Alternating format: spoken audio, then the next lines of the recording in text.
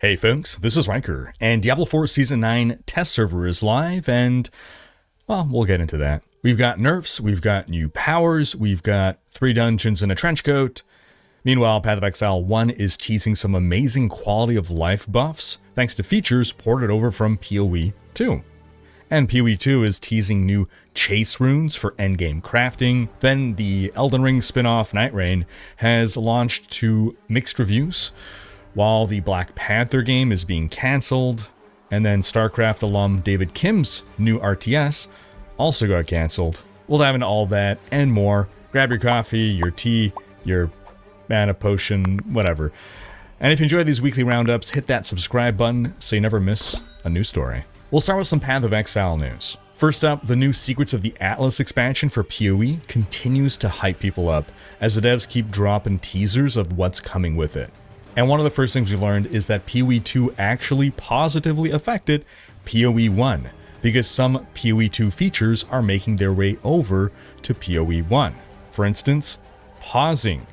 No, really, pressing escape or opening any full screen interface like the passive skill tree will now actually pause the game just like in PoE 2.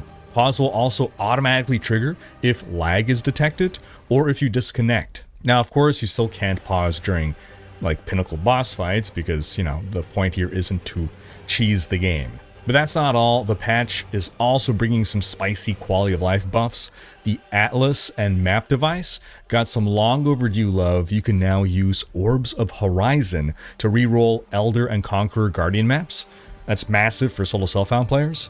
It's going to make chaining maps so much smoother. Also, the map device now has a small built-in inventory, so you don't have to keep running back and forth to your stash. And when you right-click an orb, maps in your inventory will actually highlight now, just like in PoE 2. These little touches, but they add up. The Betrayal system is also getting a bit of love. Overall, Secrets of the Atlas is already building up a lot of hype before we even get its full reveal. As for PoE 2, patch 0.2.1 is bringing a major update to the socketable crafting system in the form of 22 new runes. Now, the purpose of socketables at launch was to smooth out your stats during campaign progression, fill in some resists or attributes that you're missing. But now, what they're adding is effectively chase socketables for endgame to really min-max your build once you're at that point. And these new runes are world drops only, no upgrading your old runes into them. You gotta go out and find them.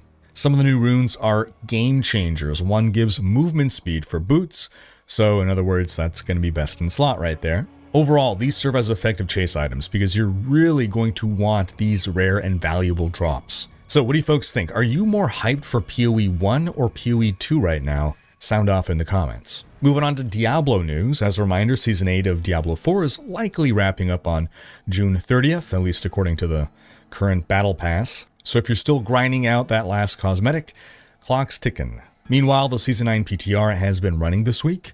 Check out my video going over what Season 9 entails if the rest of what I talk about is going to confuse you. There's a lot of nerfs in Season 9, not necessarily a bad thing. It won't be as easy to hit Torment 4. That is to say, not as many builds will be efficient in Torment 4, especially against bosses. We're probably going to see quite the reduction in build diversity in T4. My preliminary thoughts on the Season 9 powers: I'm concerned we won't see very much variety. The system of building a power through multiple components, it's more depth than we've ever had in a seasonal power system. But there just seems to be a couple picks that will be meta for many builds. I'm hoping it's just we haven't found the best combinations for all the builds so far. Or, I mean, they can still rebalance things, of course, if their telemetry is telling them that everyone is taking these like same 2 or 3 options. I also didn't really get to test the process of acquiring and growing with these powers. There were some hurdles in the test server where just some things we didn't really have access to. I basically had a maxed out character using these powers, and with this maxed out character, I didn't really feel the impact of the powers. So maybe at lower level, you do feel the impact of the powers, hopefully. As for the Escalating Nightmare Dungeons new feature, well, it's more interesting than what Nightmare Dungeons used to be. The reworked affixes are nice. Like once I was going through a dungeon and just randomly there were chests full of obols. that was neat. Overall, though, I'm concerned that these escalating nightmares just kind of feel like we're doing 3 nightmare dungeons back to back. I don't know that we really feel the sense of escalation. But again, you know, maybe my character was just too strong, so I didn't get to experience the increase in difficulty. The affixes just don't really feel like they matter all that much. I'm also concerned that the final boss fight at the end is going to get old fast. It's nice that we have this new, different boss, but it's always the same final boss at the end of the 3 escalating nightmares. And also, he kind of takes quite a while to kill, and I'm wondering, is this even like worth the time to kill him, or should I just skip him and start a new escalating nightmare? Again, though, there were some hiccups with the test server that impacted the overall experience, so I'm trying to keep that in mind. Now, another new feature is the Rhykker Strong Rooms. These are a nice little surprise to find in Nightmare Dungeons. These seem to be the return of Season 7 root holds, right? Those were a cool little feature.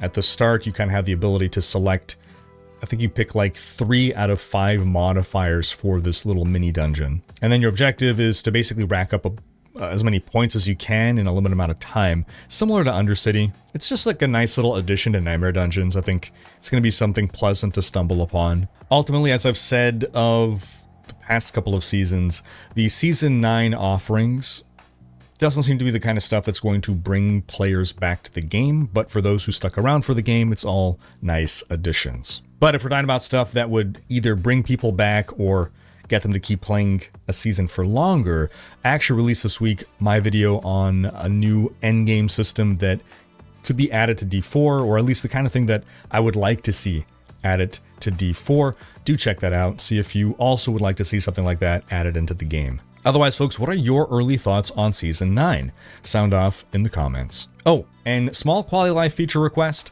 can we please craft with runes from our stash?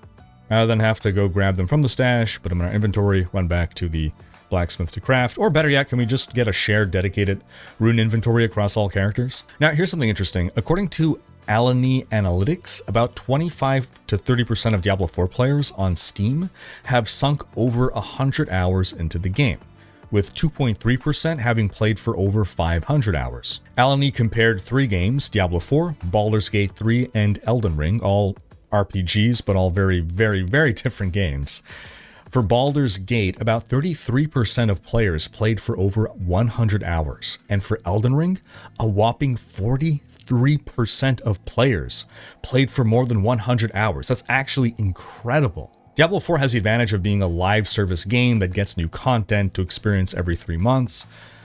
Baldur's Gate 3's numbers come from a very lengthy campaign with lots of replay value through the story. Right? There's so many different permutations and narrative choices leading to different endings. But then you got Elden Ring. You know, it's just a testament to the game's replayability via its New Game Plus modes, the vast open world, the build diversity. I mean, I remember a statistic from, it was about 10 years ago, more, almost 15 years ago, that showed that something like 8 hours was the average amount of time anyone spent on one specific game. And this number was going around so much that devs were actually shortening their like single player campaigns. Like, let's say a Call of Duty style game. They're like, well, what's the point of making a 10-hour campaign if people don't play the game for more than 8 hours? Let's shorten the campaign to 8 hours. So for so many people to have spent over 100 hours in Elden Ring really is a testament to just how great that game is. Now, speaking of Elden Ring Nightreign is officially here, and it's maybe not as great as we hoped. Reviews are sitting at a respectable 80 on OpenCritic, with 79% of critics recommending the game. Not bad, but it is a far cry from Elden Ring itself. Now, almost every critic seems to agree that the game is balanced around 3-player co-op. Just the revive system, the multitasking, team coordination, the baked-in difficulty curve. If you're not playing in a group of 3, you're having a bad experience. There's no duo mode if you just want to play with you and a buddy, and solo mode is just brutal. Because again, I think it's still balanced for 3 players, so it's really only feasible if you're extremely skilled to go solo. Then there's really only one map with maybe 1 or 2 variations per point of interest.